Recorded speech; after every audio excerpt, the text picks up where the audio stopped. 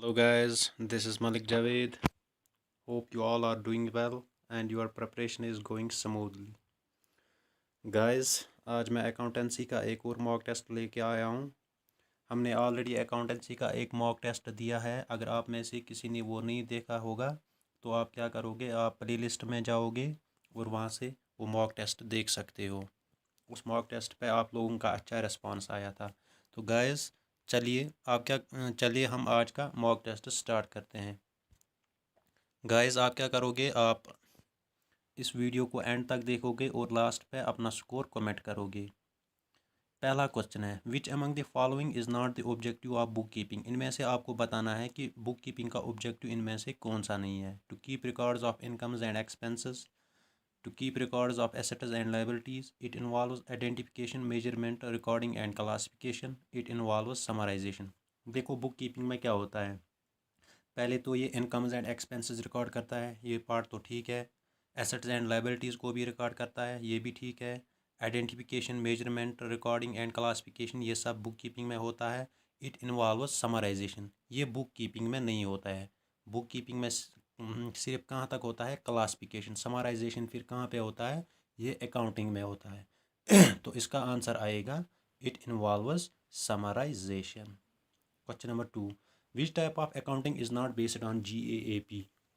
पहले आपको पता होना चाहिए GAAP की फुल फॉर्म क्या है। GAAP का मतलब है जनरली एक्सेप्टेड अकाउंटिंग प्रिंसिपल। इनमें से आपको बताना है कि कौन सी अकाउंटिंग GAAP पे बेस्ड नहीं है। Financial accounting, cost accounting, management accounting, none of these. तो गाइस इसका आंसर आएगा मैनेजमेंट अकाउंटिंग। जो मैनेजमेंट अकाउंटिंग होती है वो GAAP पे बेस्ड नहीं है।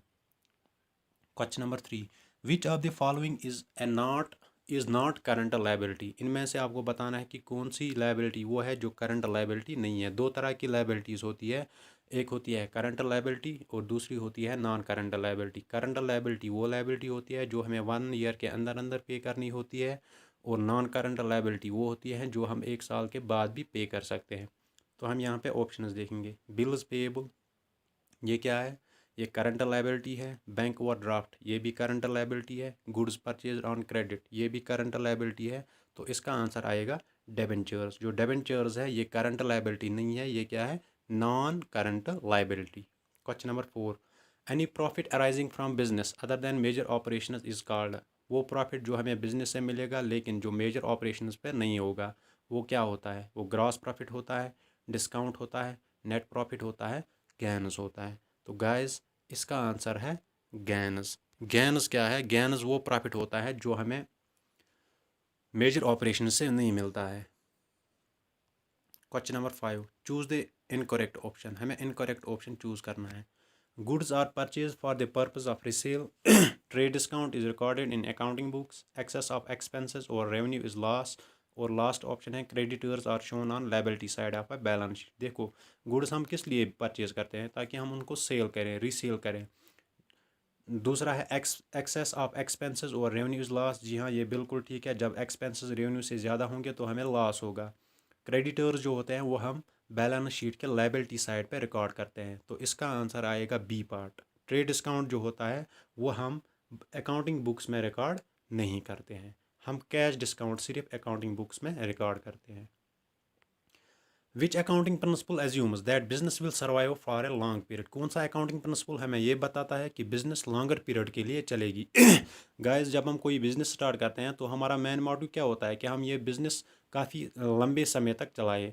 हम ये नहीं सोचते हैं कि हमने आज बिज़नेस स्टार्ट की हम कल इसको बंद करेंगे, ये नहीं होता है। बिज़नेस जब हम कोई स्टार्ट करते हैं तो वो लॉन्ग टर्म के लिए होते हैं। तो वही हमें यहाँ पे बताना है कि कौन सा अकाउंटिंग प्रिंसिपल हमें ये बताता है कि बिज़नेस लॉन्ग टर्म के लिए चलेगी। तो इसका आंसर है going concern. Going concern accounting principle हमें ये बताता है कि बिजनेस लॉन्गर पीरियड्स के लिए रहने वाली है। Purchase goods on credit it will affect, जब हम उधार में किसी से कोई चीज़ खरीदेंगे तो वो किस पे अफेक्ट करता है, कैपिटल एंड एसेट्स पे, कैपिटल एंड लाइबिलिटी पे, एसेट्स एंड लाइबिलिटीज़ पे, ऑल ऑफ दीज। तो गाइज आप इसका आंसर बता दीजिए। इसका आंसर आएगा एसेट्स एंड लाइबिलिटीज़। देखो जब हम किसी से गुड्स क्रेडिट पे परचेज़ करेंगे, हमारे पास गुड्स आएंगे तो वो हमारे एसेट्स बनते हैं, लेकिन हमने क्रेडिट पे लिया है तो वो हमारी लायबिलिटी होती है। तो इसका आंसर आएगा C part. Question number 8, which among the following is artificial personal account. हमें इनमें से बताना है कि कौन सा आर्टिफिशियल पर्सनल अकाउंट है। Javed account, building account, Reliance limited account, goodwill account. तीन तरह के अकाउंट्स होते हैं, एक होता है पर्सनल, दूसरा होता है रियल, तीसरा होता है नॉमिनल। फिर पर्सनल के तीन टाइप्स है, एक होता है नेचुरल पर्सनल, दूसरा होता है आर्टिफिशियल पर्सनल, तीसरा होता है रिप्रेजेंटेटिव पर्सनल। हमें यहाँ पे बताना है आर्टिफिशियल पर्सनल अकाउंट कौन सा है। तो गाइस, जावेद अकाउंट ये नेचुरल पर्सनल अकाउंट है, बिल्डिंग अकाउंट ये क्या है, ये रियल अकाउंट है, गुडविल अकाउंट ये भी रियल अकाउंट है। तो इसका आंसर आएगा रिलायंस लिमिटेड अकाउंट, ये आर्टिफिशियल पर्सनल अकाउंट है। Question number 9, cheque of ₹5,000 was paid to Haris, which account is credit here. हमने हारिस को चेक दी ₹5,000 की, तो हमें बताना है कि कौन सा अकाउंट यहाँ पे क्रेडिट होगा। परचेज अकाउंट ये बिल्कुल भी क्रेडिट नहीं होगा क्योंकि हमने उसको कोई चीज़ तो नहीं दी, हमने उसको चेक दी है। कैश अकाउंट ये भी क्रेडिट नहीं होगा क्योंकि हमने उसको चेक दी है, थोड़ी हमने उसको कैश इन हैंड नहीं दिया है। हारिस अकाउंट यहाँ पे डेबिट होगा क्योंकि हमने जो चेक दी वो हारिस को गई, दैट मीन्स वो डेबिट होगा। बैंक अकाउंट, जी हाँ यही इसका आंसर है, बैंक अकाउंट। हमारा बैंक अकाउंट जो होगा जब हम किसी को पे करते हैं तो वो क्रेडिट होती है। Question number 10, which among the following is correct rule for liabilities under modern approach. दो तरह के अप्रोच होते हैं अकाउंटिंग में, एक होता है ट्रेडिशनल अप्रोच, दूसरा होता है मॉडर्न अप्रोच। हमें यहाँ पे मॉडर्न अप्रोच का क्वेश्चन है, हमें ये बताना है कि करेक्ट रूल लायबिलिटीज़ के लिए कौन सा है। Debit the increase and credit the decrease, ये नहीं है, ये एसेट्स के लिए है। Debit the increase and credit the increase, ये कोई रूल नहीं है। Debit the decrease and credit the increase, guys यही इसका आंसर है, सी पार्ट। देखो जब हम लायबिलिटीज़ देखते हैं, जब वो डिक्रीज होगी तो डेबिट होता है, और जब वो इंक्रीज होती हैं तो वो क्या होता है, क्रेडिट होता है। Question number 11, which among the following is incorrect for journal. इनमें से जर्नल के लिए आपको बताना है कि इनकरेक्ट कौन सा है। इट कंसिस्ट्स ऑफ 5 कॉलम्स, जो जर्नल होता है इसमें 5 कॉलम्स होते हैं, जी हाँ इसमें 5 कॉलम्स होते हैं। It is known as primary book, जी हाँ इसको हम प्राइमरी बुक भी बोलते हैं, बुक ऑफ ओरिजिनल एंट्री भी बोलते हैं, और डे बुक भी बोलते हैं। It is also known as the book of final entry. In journal, transactions are recorded in chronological order. जी हाँ, जर्नल में हम ट्रांजेक्शन्स किस ऑर्डर में रिकॉर्ड करते हैं, क्रोनोलॉजिकल ऑर्डर में। तो इसका आंसर आएगा सी पार्ट। इसको हम बुक ऑफ फाइनल एंट्री नहीं बोलते हैं, जो बुक ऑफ फाइनल एंट्री है ये हम किसको बोलते हैं, लेजर को बोलते हैं। Question number 12, which of the following accounts would be increased with a debit. कौन सा अकाउंट इनमें से डेबिट से इंक्रीज होगा। कंट्रीब्यूटेड कैपिटल बिल्कुल भी नहीं, ये क्रेडिट होगा। रिटेन्ड अर्निंग्स ये भी नहीं होगा। रेवेन्यूज़ ये भी क्रेडिट होंगे। एक्सपेंसेस, जब हम डेबिट से कौन सा अकाउंट यहाँ पे क्या होगा, इंक्रीज होगा, एक्सपेंसेस होंगे। तो इसका आंसर आएगा expenses. Question number 13, which among the following have credit balance. इनमें से आपको बताना है कि क्रेडिट बैलेंस किसको होती है। एसेट्स एंड एक्सपेंसेस, एसेट्स की तो डेबिट बैलेंस होती है। लॉसेस एंड ड्राइंग्स, लॉसेस की भी तो डेबिट बैलेंस होती है। Purchase return and return outward, sales return and return inward, sales return और रिटर्न इनवर्ड जो होता है इसकी डेबिट बैलेंस होती है, हमें यहाँ पे क्रेडिट बोलना है। तो इसका आंसर आएगा सी पार्ट, जो परचेज रिटर्न और रिटर्न आउटवर्ड होता है इसकी कौन सी बैलेंस होती है, credit balance. Question number 14, in ledger which accounts are maintained. Ledger में हम कौन से अकाउंट्स मेंटेन करते हैं, personal accounts, real accounts, nominal accounts, all of the. Ledger क्या होता है, ये बुक ऑफ फाइनल एंट्री होती है, इसको हम टी अकाउंट भी बोलते हैं। लेजर में हम ऑल टाइप्स ऑफ अकाउंट्स जो होते हैं वो हम इसमें रिकॉर्ड करते हैं, चाहे वो पर्सनल हो, रियल हो, नॉमिनल हो, कुछ भी हो, वो हम किस में रिकॉर्ड करते हैं, लेजर में। तो इसका आंसर आपको फिर समझ आया ही होगा, इसका आंसर क्या आएगा, all of these. Which method of trial balance help us in preparing financial statements. Trial balance की कौन सी मेथड होती है जो हमें फाइनेंशियल स्टेटमेंट बनाने में मदद करती है। ट्रायल बैलेंस के तीन मेथड्स होते हैं, एक होता है टोटल मेथड, दूसरा होता है बैलेंस मेथड, तीसरा होता है टोटल कम बैलेंस मेथड। आपको बताना है कि फाइनेंशियल स्टेटमेंट बनाने के लिए कौन सा मेथड हम इस्तेमाल करते हैं। टोटल मेथड ये हम फाइनेंशियल स्टेटमेंट बनाने में इस्तेमाल नहीं करते हैं, तो इसका आंसर आएगा बी पार्ट। जो बैलेंस मेथड होता है ये हम फाइनेंशियल स्टेटमेंट बनाने में इस्तेमाल करते हैं। Question number 16, which of the following is not true for cash book? इनमें से कैश बुक के लिए कौन सा सही पार्ट नहीं है? On debit side of cash book receipt are recorded. जो कैश बुक का डेबिट साइड होता है वहाँ पे हम कैश रिसेप्ट्स रिकॉर्ड करते हैं, जी हाँ। जो हम रिसीव करते हैं वो हम डेबिट साइड पे रिकॉर्ड करते हैं। क्रेडिट साइड पे हम क्या रिकॉर्ड करते हैं? पेमेंट्स, जी हाँ, ये भी ठीक है। Cash column of cash book can have credit balance. जो कैश बुक का कैश कॉलम होता है उसकी क्रेडिट बैलेंस होती है। Amount deposited in bank is a कंट्रा entry. जो अमाउंट डिपॉजिट इन बैंक ये कंट्रा एंट्री होती है, हाँ ये कंट्रा एंट्री होती है। हमें यहाँ से इनकरेक्ट बताना है, तो इसका आंसर आएगा सी। जो cash column of cash book होता है उसकी कौन सी बैलेंस होती है? उसकी डेबिट बैलेंस होती है। यहाँ से ऑप्शन में दिया गया था क्रेडिट बैलेंस, तो ये गलत ऑप्शन है। Book of original entry in which credit purchase are recorded is known as. वो बुक हमें बतानी है जिसमें हम क्या रिकॉर्ड करते हैं? Credit purchase. Purchase return book बिल्कुल भी नहीं। सेल्स बुक, इसमें तो हम सेल क्रेडिट सेल्स रिकॉर्ड करते हैं। सेल्स रिटर्न बुक, ये भी इसका आंसर नहीं है, तो इसका आंसर क्या है? Purchase book. परचेज बुक एक ऐसी बुक है जिसमें हम क्या रिकॉर्ड करते हैं? Credit purchase. Question number 18, a source document which records credit transactions related to sale of purchase is called। हमें वो सोर्स डॉक्यूमेंट बताना है जो क्रेडिट ट्रांजैक्शंस चाहे उनकी सेल की गई हो या परचेज की गई हो। रिसेप्ट बिल्कुल भी नहीं। कैश मेमो ये भी नहीं। पे इन स्लिप ये भी नहीं। तो इसका आंसर क्या आएगा? इनवॉइस। इनवॉइस में हम क्या रिकॉर्ड करते हैं? क्रेडिट ट्रांजैक्शंस, चाहे वो सेल हो या परचेज हो।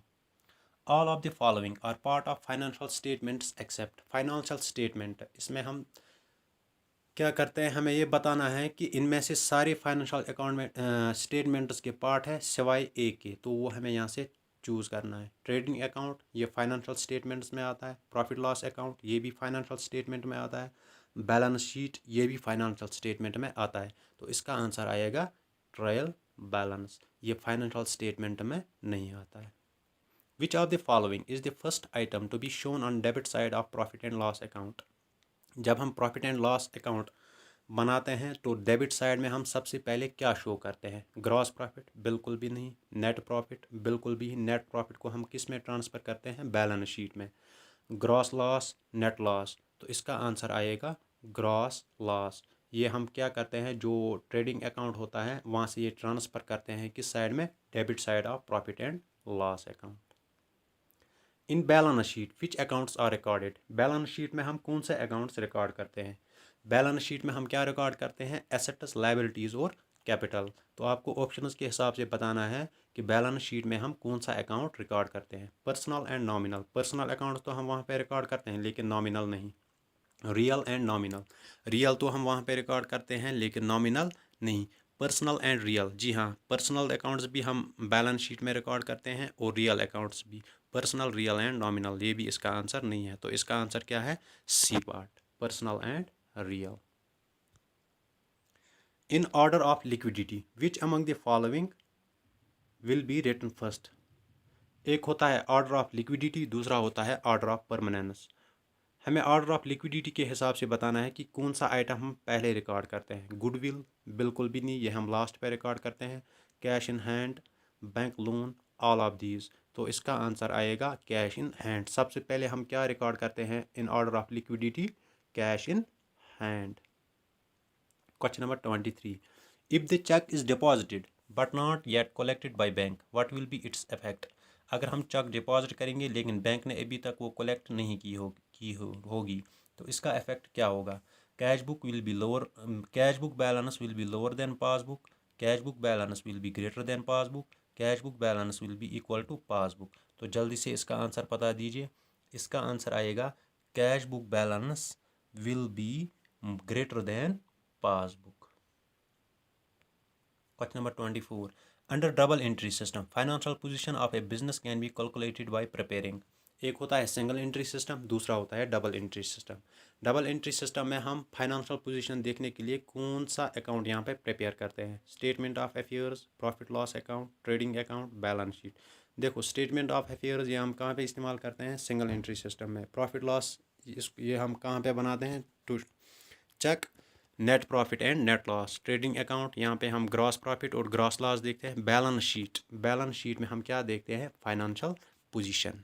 तो इसका आंसर आएगा D part, balance sheet. Question number 25, which among the following is not true for single entry system, इनमें से सिंगल एंट्री सिस्टम के लिए कौन सा सही नहीं है। Personal accounts are maintained in this, जी हाँ, पर्सनल अकाउंट्स हम सिंगल एंट्री सिस्टम में करते हैं। Cash book is maintained in this, cash book भी हम सिंगल एंट्री सिस्टम में बनाते हैं। Trading account and profit loss account are maintained in this, ये इसमें नहीं आता है, ये नॉमिनल अकाउंट है तो ये सिंगल एंट्री सिस्टम में नहीं आता है, तो इसका आंसर आएगा C part. Question number 26, in absence of partnership deed which among the following is incorrect, जब पार्टनरशिप डीड नहीं होती है इनमें से देखना है कि कौन सा इनकरेक्ट है।